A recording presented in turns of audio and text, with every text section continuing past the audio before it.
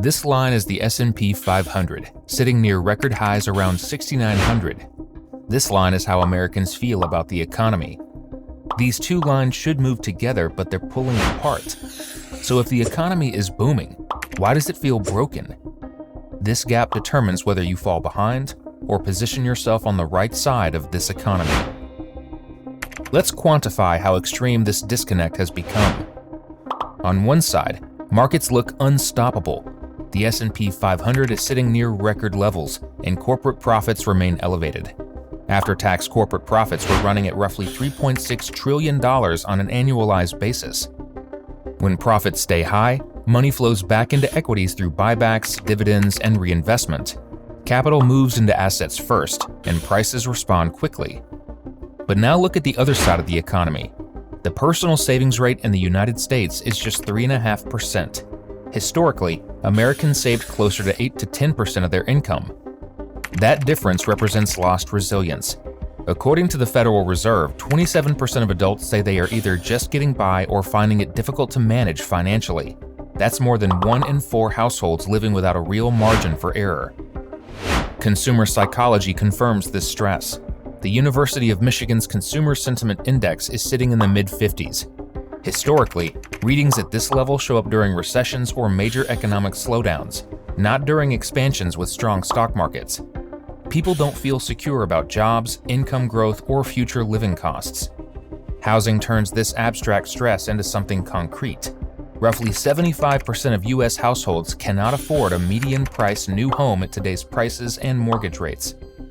When you put all of this together, a clear pattern emerges. Asset prices signal strength, but household balance sheets and confidence signal strain. Economists call this a K-shaped economy, where asset owners rise with markets while consumer sentiment drops, meaning everyone else absorbs higher costs with shrinking buffers. So why is this happening? It comes down to who owns the assets that are rising. Start with stock ownership. In the United States, the top 1% of households own just over half of all corporate equities and mutual fund shares. The bottom half of Americans own barely 1%. When the stock market rises, the gains don't spread evenly across society. They concentrate almost immediately at the top. That concentration creates a feedback loop. Elevated corporate profits flow to shareholders through buybacks and dividends. Those shareholders reinvest into stocks, pushing prices higher. Higher prices strengthen balance sheets, which attracts even more capital. The result is a self-reinforcing cycle that benefits people who already hold assets. Now connect this to housing, the primary wealth-building asset for the middle class. Home prices have surged since 2019, while mortgage rates increased and affordability collapsed. Today, roughly 3/4 of households can't afford a median-priced new home. For families who don't already own property, the door to equity growth is effectively closed. At the same time, savings rates have fallen and debt burdens have risen. Without savings or appreciating assets, households rely more on credit just to maintain their standard of living. That means higher monthly payments, more stress, and less ability to invest. Put these pieces together, and the root cause becomes clear. The economy isn't broken for everyone. It's working extremely well for asset owners. But for households that depend primarily on wages, the system compounds against them. Asset inflation lifts markets first, while higher costs hit consumers immediately. That's the driving factor behind the Great Disconnect.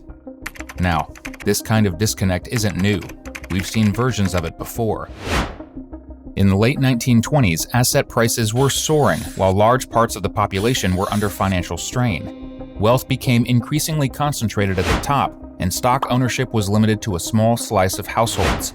On the surface, markets looked strong. Underneath, the real economy was fragile. I'm not predicting a repeat of 1929. History never repeats perfectly, but it often follows the same roads. When inequality reaches extremes and asset prices detach from broad economic reality, the system eventually adjusts. Sometimes markets correct. Sometimes wages catch up. Sometimes inflation erodes the gap. But the imbalance doesn't persist forever. We saw a milder version of this before the 2008 financial crisis. Home prices and financial assets surged while the household leverage climbed. When the adjustment came, it didn't hit everyone equally. Asset owners with diversification recovered quickly. Wage-dependent households took years to regain lost ground. The lesson from history isn't to panic, it's to pay attention. Extreme divergences are warning signals, not forecasts. They tell you that positioning matters more than predictions. The real question isn't whether this gap closes, it's how, and whether you're prepared for the way it does. So how does this actually resolve? There are only two paths. The first is that the gap closes from below. Asset prices fall back toward the reality of household finances. That can happen through a recession, a credit event, or a policy shock that slows profits and market momentum. Consumer confidence is already weak. Household debt levels are elevated, and economic leading indicators have been under pressure. In this scenario, markets do the adjustment work. The second path is that the gap closes from above. The real economy catches up to asset prices. That means sustained real wage growth, improving housing affordability, and broader participation in asset ownership. In theory, this is the healthier outcome. In practice, it requires conditions we're not seeing yet. Savings rates remain low, affordability is near multi-decade lows, and most households are still financially stretched. Either outcome resolves the disconnect. What changes is who absorbs the pain and who benefits from the adjustment. And that brings us to the most important point of this entire discussion. You can't control which scenario plays out, but you can control how you're positioned when it does. So what do you actually do with this information? This is where most discussions stop being useful. This one won't. First, understand that the game has changed.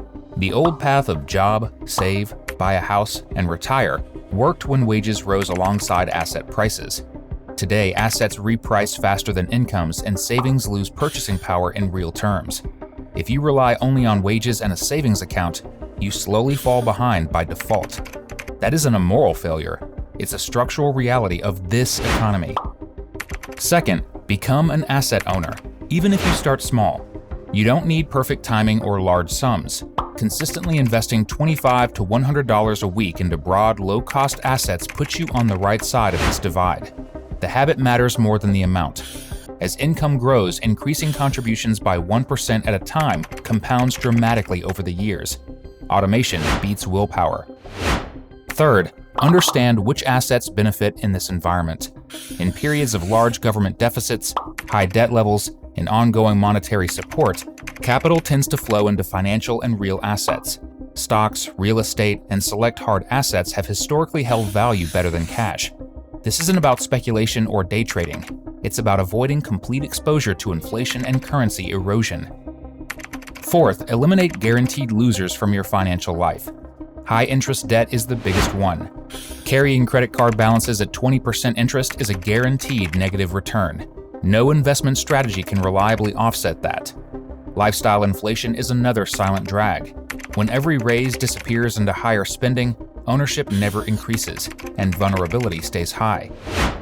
Fifth, build inflation-resistant skills.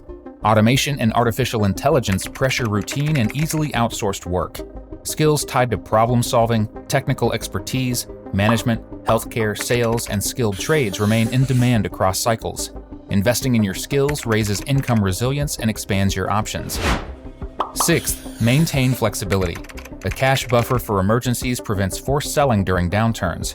Low fixed expenses gives you room to adapt if income fluctuates. Flexibility is what allows good decisions under stress. Finally, focus on positioning, not prediction. You don't need to know exactly how this disconnect resolves. You need a structure that works across scenarios. That means owning productive assets, keeping debt low, maintaining liquidity, and growing skills that increase earning power. Here's the bottom line. You can't control markets, policy, or housing prices, but you can control whether you own assets, whether you eliminate debt, and whether you build skills that compound over time.